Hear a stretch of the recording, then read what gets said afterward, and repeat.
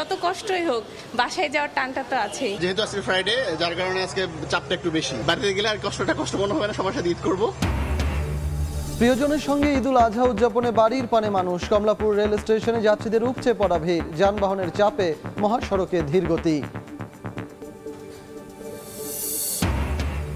হাক ডাকে জমজমাট কোরবানির হাট, দাম নিয়ে মিশ্র প্রতিক্রিয়া। ঈদের দিনই 25 লাখ পশুর বর্জ্য অপসারণের টার্গেট ঢাকার 2 সিটির। শুরু হলো হজের মূল আনুষ্ঠানিকতা। পবিত্র মক্কা নগরী থেকে তাবুর শহর মিনায় হাজিরা। কাল যাবেন আরাফাতের ময়দানে, আল্লাহর নৈকট্য লাভের আশা। আইডেন্টি কার্ডের নাম দিয়েছিলাম ওএইচ আইডি, এখন আমার আইডেন্টি কার্ডের নাম আছে ওএইচ আইডি। নাম সংশোধনের জন্য ওনারা বলতেছে অমুক দিন আসেন তমুক দিন আসেন। মাসের পর মাস নির্বাচন কমিশনে ঝুলে আছে 6 লাখের বেশি এনআইডি সংশোধনের আবেদন। চরম ভোগান্তিতে সেবাগ্রহীতারা, সংশ্লিষ্টদের গাফিলতিকে দুষছেন মহাপরিচালক। এবং বাংলাদেশের ভেতর দিয়ে ট্রেন চালানোর প্রস্তাব নয়াদিল্লির, শিগগিরই জরিপ। লক্ষ্য রেল চলাচলে উত্তর ও পূর্ব ভারতের সঙ্গে সংযোগ বাড়ানো।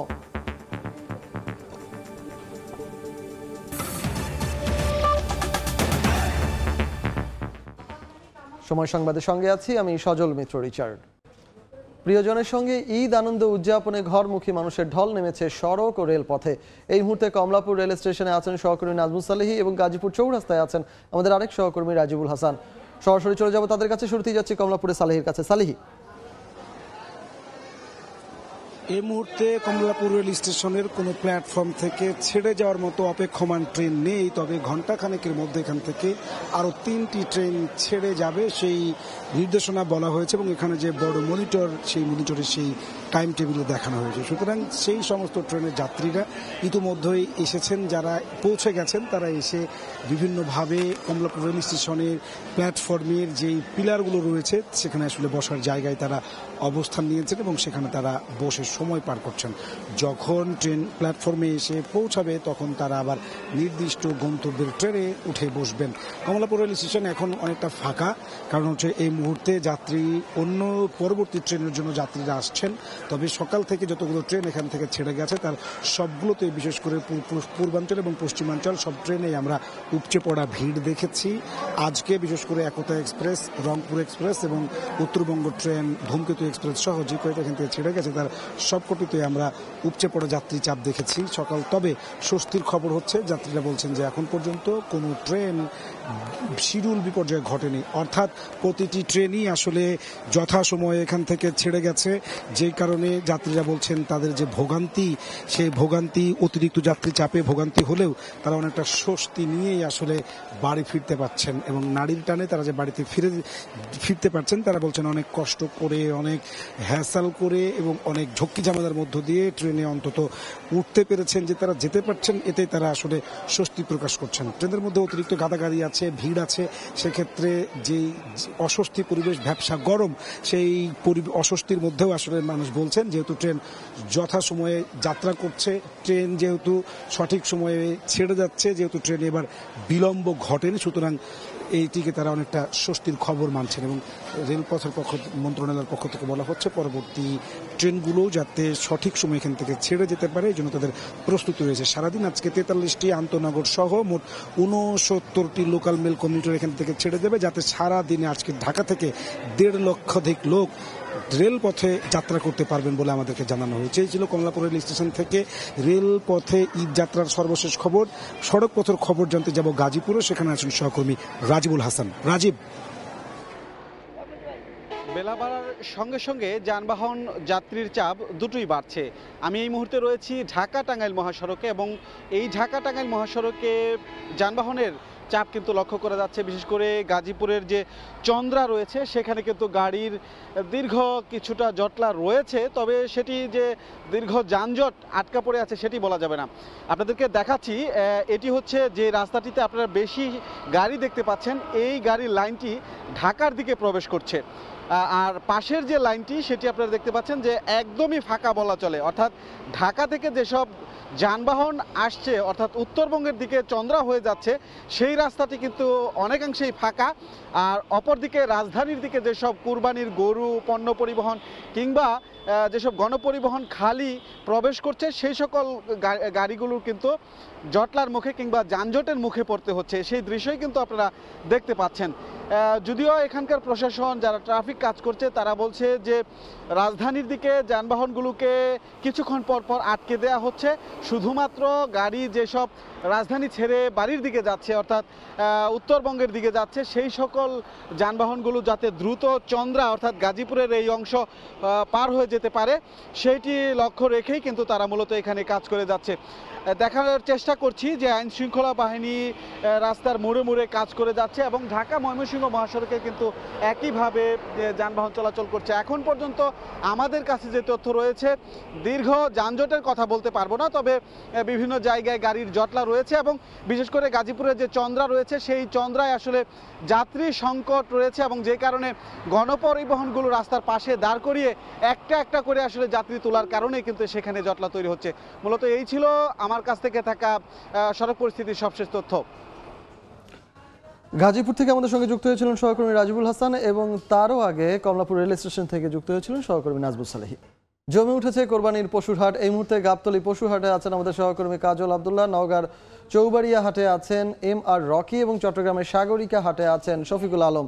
সরাসরি চলে যাব তাদের কাছে, প্রথমেই যাচ্ছি কাজলের কাছে। কাজল, গাবতলী পশুহাট শুক্রবার ছুটির দিন সকাল, এখন কিন্তু দুপুর প্রায় হাতে গোনা। সেক্ষেত্রে দুপুরের মধ্যে কিন্তু আমরা দেখছি যে ক্রেতার সমাগম যত সময় যাচ্ছে ছুটির দিন ততই কিন্তু বাড়ছে। সেক্ষেত্রে অনেকেই যারা এখনও চলে এসছেন হাটে, যে আশপাশের মসজিদগুলো নামাজ পড়ে তারা মোটামুটি তারা পশু কোরবানি পশু তাদের শখের পশুটি দেখার জন্য চলে এসেছেন অনেকে, আবার অনেকে আসবেন জুমার নামাজ পরে কিন্তু চলে আসবেন। এমনটি এখানে যারা খামারি এবং চাষি ব্যবসায়ী যারা গরু নিয়ে এসছেন, পশু নিয়ে এসছেন বিভিন্ন ধরনের বিভিন্ন জাতের, সেই পশুগুলো তারা কিন্তু যারা নিয়ে এসছেন তারা কিন্তু এই কথাই বলছেন। এবং বাজারের যে অবস্থা, হাটের যে অবস্থা, সব মিলে বলা চলে যে জমজমাট যে পরিস্থিতি সেটি কিন্তু ক্রেতা সমাগম কিংবা উৎসুক জনতা এমন কিন্তু ভিড় অনেকেই আছে। সেক্ষেত্রে বেচা বিক্রি কিন্তু এখনও সেভাবে যে উপচে পড়া এরকম বেচা বেচি কিংবা জমজমাট বেচা কেনা সেটি কিন্তু এখন আমাদের চোখে পড়েনি। তবে স্বল্প পরিসরে ছোট এবং মাঝারি গরু যে বিক্রি সেটি কিন্তু গতকাল থেকেই চলছে এবং আজকে কিছুটা পরিমাণ বেড়ে গেছে এমনটি মনে হচ্ছে। এবং যারা বিক্রেতা তারাও বলছেন অনেকে যারা 30টা কি 40টা ছোট গরু নিয়ে এসছেন, মাঝারি গরু নিয়ে এসছেন, তারা কিন্তু মোটামুটি অনেকে 5 থেকে 7টা 10টা এরকম কিন্তু বিক্রি করে ফেলেছেন। আবার যার কম গরু কিংবা কম এরকম কোরবানি পশু নিয়ে এসছেন তারা কিন্তু খুব ধীরে ধীরে দাম জেনে বুঝে সব কিছু পরিস্থিতি অবলম্বন করে কিন্তু তারা তাদের পশুটি দাম নির্দিষ্ট পরিমাণ পেলেই তখন কিন্তু ছাড়ছেন। এবং একইভাবে যদি বলি যে যেটি আগেও জানিয়েছিলাম যে বড় আকারের যে গরুগুলো সেটি কিন্তু এখন ওইভাবে বিক্রি শুরু হয়নি, তবে দাম দরের মধ্যেই আছে।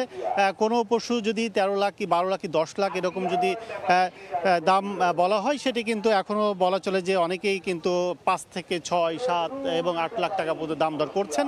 তবে সেক্ষেত্রে বড় গরুর মধ্যে দেশি এবং ক্রস এরকম গরুগুলোর চাহিদা আমরা দেখছি বেশি। তবে বাজার বলা চলে যে দুপুরের পর থেকে সন্ধ্যা কি রাত, এরপর থেকে 2 থেকে যে মাঝে যে 2 দিন রয়েছে ঈদের আগে, সেই 2 দিনে বেশি কিন্তু বিক্রি হবে এমনটি প্রত্যাশা এখানে আসা যারা ক্রেতা এবং বিক্রেতা। তো আমার কাছে ঢাকা থেকে ছিল এই পশু কোরবানি পশু হাটে সবশেষ।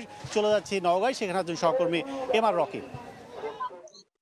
কোরবানি ঈদকে লক্ষ্য রেখে গ্রাম পর্যায়ে যেসব গরু লালন পালন করা হয়েছিল এইসব গরু কিন্তু একেবারে ঈদের এই আগ মুহূর্তে হাটে তোলা হচ্ছে। গত সপ্তাহ জুড়ে আমরা লক্ষ্য করছিলাম প্রান্তিক পর্যায়ে এসব গরু কিন্তু এই হাটগুলোতে তোলার কারণে একেবারে হাট কানায় কানায় ভরে উঠছে এবং এই হাটগুলোতে যে পরিমাণ গরু আসছে, গরুর ব্যাপারীদের প্রথম পর্যায়ে কিন্তু উপস্থিতি কম ছিল, তবে এই গত কয়েকদিনের ব্যবধানে ব্যাপারী ক্রেতা বিক্রেতার সরব উপস্থিতি কিন্তু এই হাটগুলোতে লক্ষ্য করা যাচ্ছে। এবং আজকে আমরা যে হাটটিতে রয়েছি নওগাঁর উল্লেখযোগ্য একটি বড় পশুর হাট চৌবাড়িয়া হাট। এই হাটে সকাল থেকে কিন্তু স্থানীয় যে সব খামারি তাদের এই গরুগুলো হাটে তুলেছেন এবং হাটে তোলার গরুর সর্বোচ্চ পরিমাণে দেখছিলাম 5 মণ থেকে 10 মণ ওজনের গরু কিন্তু এই হাটে তোলা হয়েছে এবং ক্রেতা বিক্রেতারা এই মুহূর্তে আসলে দর হাঁকাহাঁকি করছেন। প্রথম দিকে এক ধরনের গরু কিন্তু খুঁটিয়ে খুঁটিয়ে দেখা হচ্ছে এবং এই গরুগুলো দেখার পরবর্তীতে কিন্তু দরদাম অনেকটা চূড়ান্ত যখন নাগালের মধ্যে আসছে সেই সময় কিন্তু কেনাবেচা হয়ে থাকে। এবার প্রথম থেকেই যে বিষয়টি আমরা দেখছিলাম হাটগুলোতে মাঝারি জাতের ষাঁড় গরুর চাহিদাটা কিছুটা বেশি। বড় ব্যাপারীরা যারা বড় গরুগুলো কেনার ক্ষেত্রে দূরের ব্যাপারীর উপস্থিতির উপর অনেকটা অপেক্ষা করে রয়েছেন এখানকার ক্রেতারা। তবে দূরের ব্যাপারী যখন আসছে তখন কিন্তু এই বড় গরুগুলো বেশ করে 1.5 লাখ টাকা 2 লাখ টাকা দামের গরুগুলো কিন্তু তখন দরদাম হাঁকিয়ে কেনা বেচা হচ্ছে। তবে জেলার এই প্রান্তিক পর্যায়ে হাটগুলোতে এবার কিন্তু গরুর উপস্থিতি, বিভিন্ন জাতের পশুর উপস্থিতি সার্বিক কিন্তু অনেক বেশি এবং আমাদের নওগাঁ জেলা প্রাণী সম্পদ বিভাগের অধিদপ্তর থেকে জানানো হয়েছে এবার এ জেলায় 7,50,000 পশু কিন্তু লালন পালন করা হয়েছে শুধুমাত্র কুরবানিকে ঘিরেই, এবং যার মধ্যে কিন্তু অতিরিক্ত প্রায় 50,000 এবার কিন্তু এই কুরবানিকে এই জেলায় এবার কিন্তু প্রতিপালন করা হয়েছে। গরু লালন পালনের ক্ষেত্রে বাড়তি কিন্তু যত্ন, বাড়তি গোখাদ্যের কথা বলা হচ্ছে এবং এই গোখাদ্যের কারণে দরের জায়গাটা এবার কিছুটা বেশি হাঁকছেন ব্যাপারীরা। তবে ক্রেতারা বলছেন দরদাম হাঁকিয়ে নিতে পারলে তবেই তারা অনেকটা তুষ্ট হচ্ছেন। আমরা গরুর আরো খবর জানবো। চট্টগ্রামে রয়েছেন আমাদের সহকর্মী শফিকুল ইসলাম, সেখানকার সার্বিক গরু বেচা কেনার খবর জানাবেন। আজকে ছুটির দিন, সেক্ষেত্রে কিন্তু মোটামুটি আমরা সকাল থেকে যেটি দেখছি কিছু কিছু গরু তা পশু বেচা কেনা হচ্ছে। যেহেতু আজকে ছুটির দিন, আগামীকাল শনিবারও 2 দিন ছুটির দিন থাকবে, সেক্ষেত্রে চট্টগ্রামে যে বাজারগুলো রয়েছে, গরু যে বাজারগুলো রয়েছে, বিশেষ করে আমি এখন মা বাগিনার বাজার রয়েছে যে সেই বাজারে মোটামুটি মানুষের ভিড় আমরা দেখতে পাচ্ছি। আপনারা হয়তো দেখতে পাচ্ছেন মানুষ এখানে আসছে এবং যারা আসছেন তারা কিন্তু গরু আজকে কিনে নিচ্ছে এবং আগামীকাল যেহেতু 2 দিন সময়, 3 দিন, আজকে যেহেতু ছুটির দিন, সেক্ষেত্রে গ্রাহকদেরও আমরা যারা কাস্টমার আছে যারা গরু কিনবেন সেরকম মানুষের ভিড় আমরা দেখতে পাচ্ছি। তো চট্টগ্রামে যেই স্থায়ী 3টি ছাড়া অস্থায়ী মোট 12টি হাট রয়েছে, সে হাটে কিন্তু আজকে থেকে বলা যায় পুরোদমে কিন্তু গরু বেচা কেনা শুরু হয়েছে এবং আমরা এখানে যারা কিনবে তারা কিন্তু এখানে এসেছেন, অর্থাৎ গরু যারা কিনবেন তারা, অর্থাৎ যারা কোরবানি দিবেন সেরকম মানুষের ভিড় আমরা লক্ষ্য করছি এবং মানুষ এখানে আসছে। এই বাজারে সবচেয়ে বড় যে গরুগুলো রয়েছে আপনি হয়তো দেখতে পাচ্ছেন, সেই বড় গরুকে এখানে আনা হয়েছে এবং সেই বড় গরুগুলো বেচা কেনা বেশ কয়েকটি হয়েছে সেরকম আমরা দেখতে পাচ্ছি। সব কিছু মিলিয়ে যেটি বলতে পারে আচ্ছা, সময় যতই আসছে তত কিন্তু গরু বেচা কেনা হচ্ছে। চট্টগ্রাম বাজারগুলোতেও কিন্তু গরুর বেচা কেনা আমরা দেখতে পাচ্ছি। তো সব কিছু মিলিয়ে এই ছিল আমার কাছে সর্বশেষ তথ্য। কোরবানির পশুর হাটের খবরাখবর জানাচ্ছিলেন আমাদের সহকর্মীরা, যেটি জানাতে গিয়ে চট্টগ্রাম থেকে শফিকুল আলম, নওগাঁ থেকে এমআর রকি এবং ঢাকা থেকে যুক্ত হয়েছিলেন সহকর্মী কাজল আব্দুল্লাহ। মিনায় হাজিদের অবস্থানের মধ্য দিয়ে শুরু হলো হজের মূল আনুষ্ঠানিকতা। শনিবার মিনা থেকে আরাফাতের ময়দানের উদ্দেশ্যে যাত্রা করবেন হাজিরা। সৌদি আরব থেকে পবিত্র হজের খবর জানাচ্ছেন মুফতি আব্দুল্লাহ তামিম। মক্কা থেকে লক্ষ লক্ষ মুসলিম মিনার উদ্দেশ্যে রওনা হয়েছেন। তাবুর শহর মিনায় লক্ষ লক্ষ মুসলমান লাব্বাইক ধ্বনিতে মুখরিত করছেন। মিনার উদ্দেশ্যে শত শত বাস মক্কা থেকে ছেড়ে যাচ্ছে। এবার 20 লাখেরও বেশি মুসলিম হজ আদায় করতে মক্কা শরীফে উপস্থিত হয়েছেন। বাংলাদেশেরও প্রায় 85,000 মুসলিম এবার হজ আদায় করতে পবিত্র মক্কানগরীতে এসেছেন। তাদের বেশিরভাগ এখন মিনায় অবস্থান করছেন। অল্প কিছু মানুষ বাকি আছে, তারাও বাসের মাধ্যমে মিনায় রওনা হয়েছেন। মিনায় জোহরের নামাজ, আসর, মাগরিব, এশা ও 9 তারিখ ফজরের নামাজ সহ 5 ওয়াক্ত নামাজ আদায় করা সুন্নত।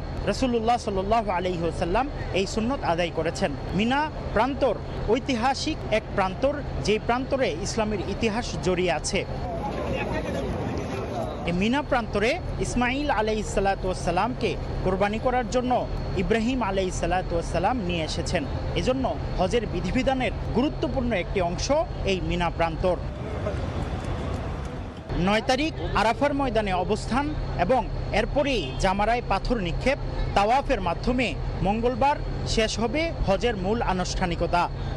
মুফতি আব্দুল্লাহ তামিম, মক্কা, সৌদি আরব। নির্বাচন কমিশনে ঝুলে আছে 6 লাখের বেশি জাতীয় পরিচয়পত্র সংশোধনের আবেদন। সংশোধন করতে গিয়ে নানা ভোগান্তির অভিযোগ সেবাগ্রহীতাদের। তথ্য ভুলের জন্য একে অপরকে দোষে গ্রাহক ও নির্বাচন কমিশন। অবশ্য সংশোধনের আবেদন শূন্যে নামিয়ে আনার ঘোষণা দিয়েছে এনআইডির মহাপরিচালক। ফারজানা আক্তারের প্রতিবেদন। জাতীয় পরিচয়পত্র বা ন্যাশনাল আইডেন্টিটি কার্ড, যা ব্যক্তির নাগরিকত্বের প্রমাণ বহন করে। শুধু তাই নয়, সরকারি ও বেসরকারি সেবা গ্রহণ সহ রাষ্ট্রের সুযোগ সুবিধা পাওয়ার অনিবার্য এক বস্তু। অতি গুরুত্বপূর্ণ এই পরিচয়পত্রে তথ্য ভুল থাকায় নানা ধরনের সমস্যার মুখোমুখি হচ্ছেন এনআইডি সেবাগ্রহীতারা। আর সেই ভুল সংশোধন করতে চরম ভোগান্তি পোহাতে হচ্ছে বলে অভিযোগ তাদের। জাতীয় পরিচয়পত্র সংশোধনের আবেদন নিষ্পত্তিতে সময় লাগছে মাসের পর মাস। আইডেন্টি কার্ডের নাম দিয়েছিলাম UHID, এখন আমার আইডেন্টি কার্ডের নাম আছে UHID। আমাদের এলাকার যে নির্বাচন অফিস, সেখানে 2 সপ্তাহ ধরে আসা যাওয়া চলতেছে আমার। গত 5 জুন পর্যন্ত এনআইডি সংশোধনের অনিষ্পন্ন আবেদনের সংখ্যা 3,64,161টি। অন্যদিকে প্রক্রিয়াধীন আবেদনের সংখ্যা 2,38,903। সব মিলে নির্বাচন কমিশনের টেবিলে পড়ে আছে 6 লাখ আবেদন। জাতীয় পরিচয়পত্রে এমন তথ্য ভুলের কারণে এনআইডি সেবাগ্রহীতারা যেমন দুষছে নির্বাচন কমিশনকে, তেমনি নির্বাচন কমিশন বলছে জাতীয় পরিচয়পত্র নিবন্ধনের সময়ে নাগরিকদের অসচেতনতা এবং ভুল তথ্য দেওয়ার কারণে পোহাতে হচ্ছে এমন ভোগান্তি। কিছু কিছু ইনফরমেশন আছে, ওই ইনফরমেশনটা এন্ট্রি করার সময় অফিস থেকে করণিক ভুল, আর কিছু কিছু সংশোধন আসে যেটা হলো ওই ব্যক্তি যখন কার্ডটা তৈরি করে তখন তথ্যটা ভুল দেন। নির্বাচন কমিশনের দাবি, এনআইডি সংশোধন ত্বরান্বিত করতে সংশোধন ক্যাটাগরি ও জনবল বৃদ্ধি করেছে তারা। নিষ্পত্তিকৃত কর্মকর্তার সংখ্যা কিন্তু এখন বেড়ে গেছে, ক্যাটাগরির সংখ্যাও কিন্তু আমরা বাড়িয়ে দিয়েছি। এ অবস্থায় সম্প্রতি অনলাইনে দাখিলকৃত আবেদন 5 কার্যদিবসের মধ্যে ক্যাটাগরি সম্পন্ন করতে ও দায়িত্বপ্রাপ্ত কর্মকর্তাকে 30 কার্যদিবসের মধ্যে তা নিষ্পত্তি করতে নির্দেশ দিয়েছে নির্বাচন কমিশন। ফারজানা আক্তার, সময় সংবাদ, ঢাকা। শুল্ক ফাঁকি দিয়ে অলংকারের নামে 24 ক্যারেটের স্বর্ণ আনা বন্ধ হলো প্রস্তাবিত বাজেটে। এর ধাক্কা কতটা পড়বে বা দাম বাড়বে তা নিয়ে ক্রেতা বিক্রেতার আছে মিশ্র প্রতিক্রিয়া। তবে বাংলাদেশ জুয়েলার্স সমিতি বাজুস বলছে, ব্যবসা বান্ধব স্বর্ণের বাজার তৈরিতে এর সিদ্ধান্ত আসা দরকার ছিল আরও আগে। জিন্নাতারা, যশোয়ার রিপোর্ট। স্বর্ণালঙ্কার অর্থ 22 বা তার চেয়ে কম ক্যারেটের স্বর্ণে নির্মিত নকশা খচিত ও পরিধানযোগ্য অলংকার। 24 ক্যারেট দিয়ে সম্ভব নয় কোনো অলংকার তৈরি করা। তবে এতদিন 24 ক্যারেটের স্বর্ণালঙ্কার দেশে আনার নামে ফাঁকি দেয়া হয়েছে কোটি কোটি টাকার শুল্ক।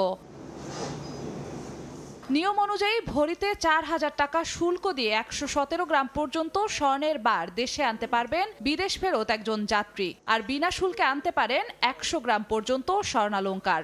এক যুগ ধরে এই সুবিধার অপব্যবহার করে 24 ক্যারেটের স্বর্ণ অলংকার বানিয়ে এনে তৈরি হতো 21-22 ক্যারেটের স্বর্ণ।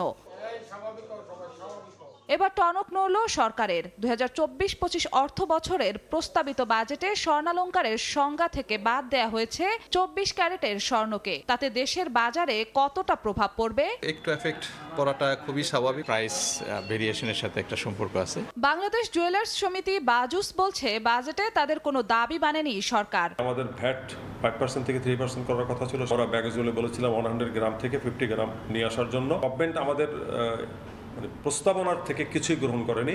স্বচ্ছতাকে শক্তিশালী করার কর্মপরিকল্পনা নিয়ে সরকারকে এগোনোর তাগিদ অর্থনীতিবিদদের। স্বর্ণের আকরিক ওর বা ডোর এটাকে আমদানি করাটা আরো সহজ করতে হবে এবং এই জায়গাতে আসলে আরো বিনিয়োগ বাড়াতে হবে।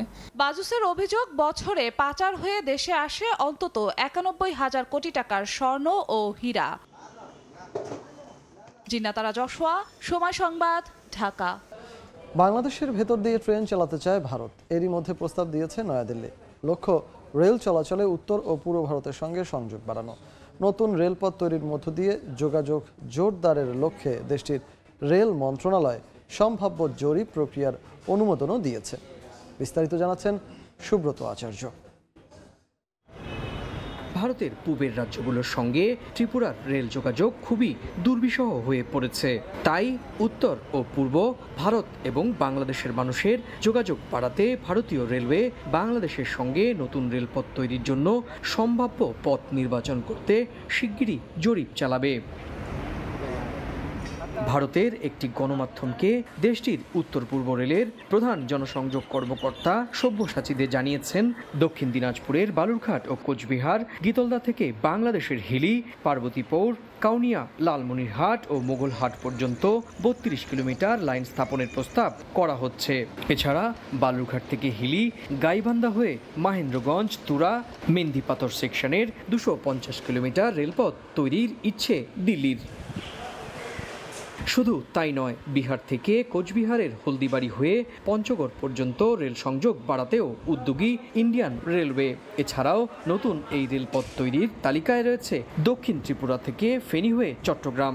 চট্টগ্রামের নতুন এই রেলপথ হবে ত্রিপুরা সীমান্ত থেকে 131 কিলোমিটার পর্যন্ত।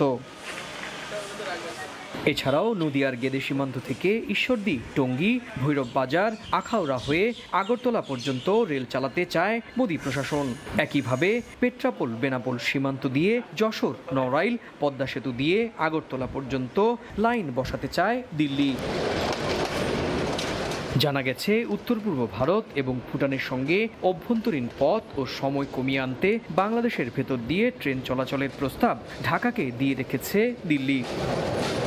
সুব্রত আচার্য, সময় সংবাদ, ভারত। এ পর্যায়ে শীর্ষ সংবাদগুলো জানিয়ে দিচ্ছি আরেকবার।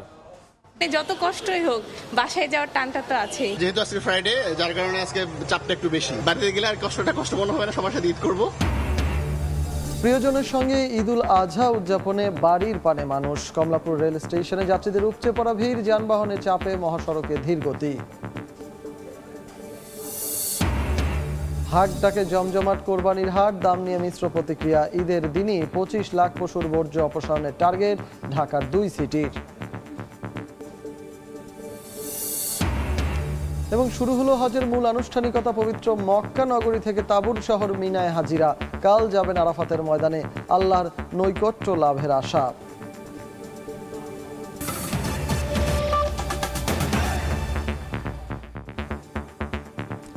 এই ছিল সময় সংবাদে। খেলার সময় নিয়ে সঙ্গে থাকবেন সহকর্মী ওমর ইনান। রিচার্ড, আপনাকে ধন্যবাদ। বিশ্বের নানা প্রান্তের খেলার সময় নিয়ে ফিরছি কিছুক্ষণ পর। সঙ্গে থাকুন সময়।